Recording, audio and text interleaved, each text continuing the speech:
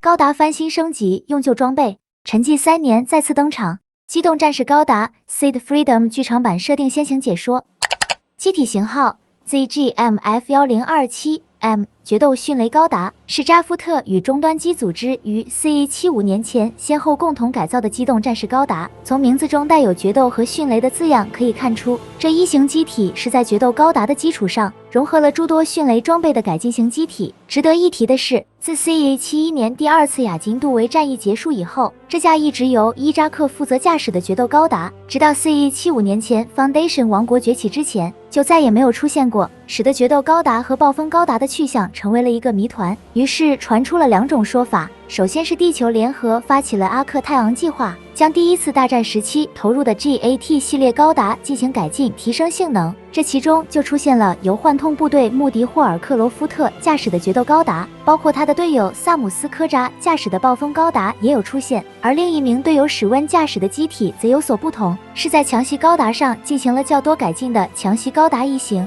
剩下的2架初代 G 系列高达，也就是迅雷高达和圣盾高达，因为披露时间较晚，使得当时有一部分观点认为，决斗高达和暴风高达是在战后由扎夫特归还给地球联合的机体，所以才让伊扎克和迪亚卡在第2次 Plant 和地球联合的战争当中，改用了扎夫特扎古系列的机型进行作战。不过随着阿克太昂计划的进一步披露，包括改进后的新型机在内，总共10架高达机体均为地球联合与阿克太昂公司全新制造，所以基于这个可以确定，阿克太昂计划的高达机体与扎夫特持有的无关。而第2个说法则来自机动战士高达 Seed RGB 画集，也是在第2次亚金杜维战役结束后，扎夫特对决斗高达和暴风高达进行修复后归还给了地球联合，然后放到博物馆里进行展示，不再投入作战使用。虽然这个说法与阿克太昂计划没有产生关联，但是这个信息与新登场的机体，也就是决斗迅雷高达和闪电暴风高达发生了矛盾。当时由 Plant 评议会里的2名国防委员，也就是伊扎克的母亲艾萨利亚9儿和尼高尔的父亲尤里阿马菲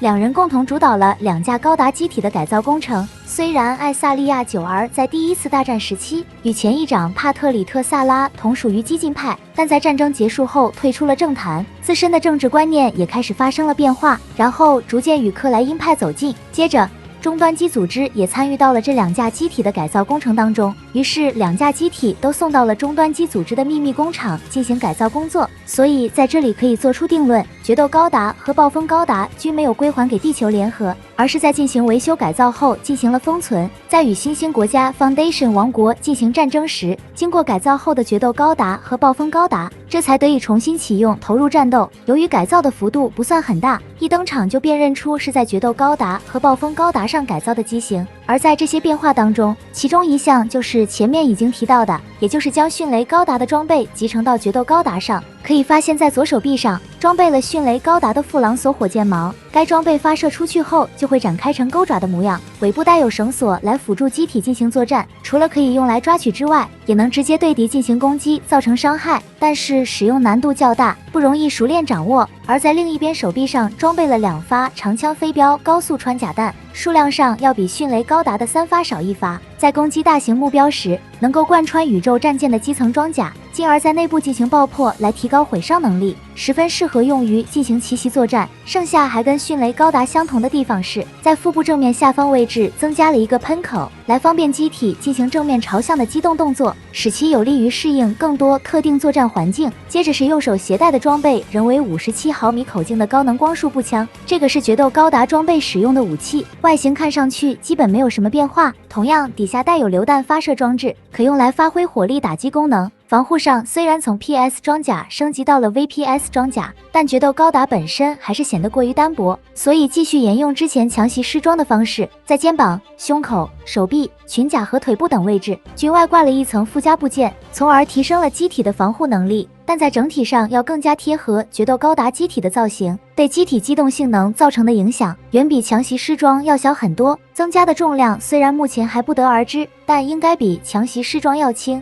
同样，新的套装也带有武装可供使用，首先是右肩上的部件内置了一门光束炮，在进入战斗状态的时候就会展开，其作用与原来强袭失装的肩炮一样，用来加强机体的火力输出。但左肩上的导弹发射装置进行了更改，换成了2把光束剑，用于进行接近战。这2把光束剑应该是延续了决斗高达的装备，有可能进行了一定程度的改进。剩下的武装，头部的2门75毫米口径的豪猪阵近防火神炮没有做出变动，但口径偏大，被弹量较小，所以后续次世代高达等机型都改成了14毫米或30毫米等口径。而还有一项改进的措施是，在决斗迅雷高达上也集成了 C 的动作系统，并对骨架结构进行了整改，从而使机体具备了比以往更加强大的动作能力。而在另一个型号为 ZGM-F103HD 的闪电暴风高达上，也装备上了这个 C 的动作系统。虽然仍是作为主要执行火力支援的作战机型，但还是在进行改进时，让暴风高达也具备当前水平的机动性能，来保持其整体性能处于第一梯队。其他的改进方案与决斗迅雷高达大同小异，防护上也是从 PS 装甲升级到了 VPS 装甲，原先手持的2件武器也进行了更换，可以很清楚的看到，在机体后背换了2门体积庞大的光束加农炮，该加农炮一共2门。光束炮总计有4管输出口，其威力已经远超了之前手持的装备。除了手持挂靠在腰部这个位置进行射击之外，还能将这个光束加农炮扛在肩膀上使用，而且炮管采用了折叠结构，可以加长炮管，增加有效攻击距离和射击精度，并且另一端的炮口口径要更大，所以输出的火力要更强。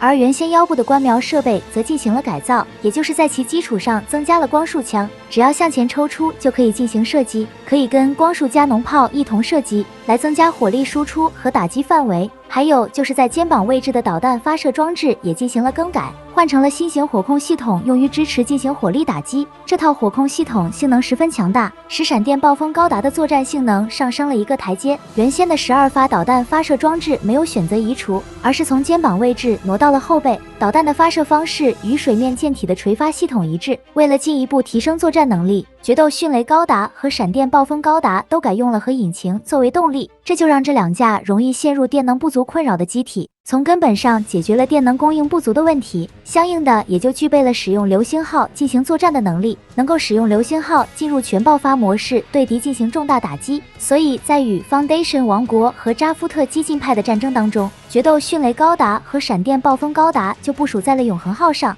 并使用上了原先给强袭自由高达和无限正义高达的2架流星号，也就是流星号7号机和流星号8号机。最后一个重大改进的措施就是2架机体都换上了扎夫特扎古机体的驾驶舱，来方便伊扎克和迪亚卡2人快速适应去发挥机体的性能，顺带着相关的电子设备也进行了升级，提升了性能。所以当决斗高达和暴风高达在完成改造了以后，整体战力成功完成了跨代的提升，足够力压扎古和次世代高达等当前服役的一众机型。尽管伊扎克和迪亚卡依旧表现出了压倒性的战斗水平，但在面对这场 Foundation 王国和扎夫特激进派的战争当中，2人的神情都表现出了疲态，不像红衣驾驶员17那样总是处于锐不可挡、盛气凌人的状态，而导致2人发生变化的关键就在于伊扎克提及的一场事件当中，也就是在追击大天使号与地球联合第8舰队展开的这场战斗里，与强袭高达陷入焦灼的情况下，直接向一艘脱离战场的太空梭攻击，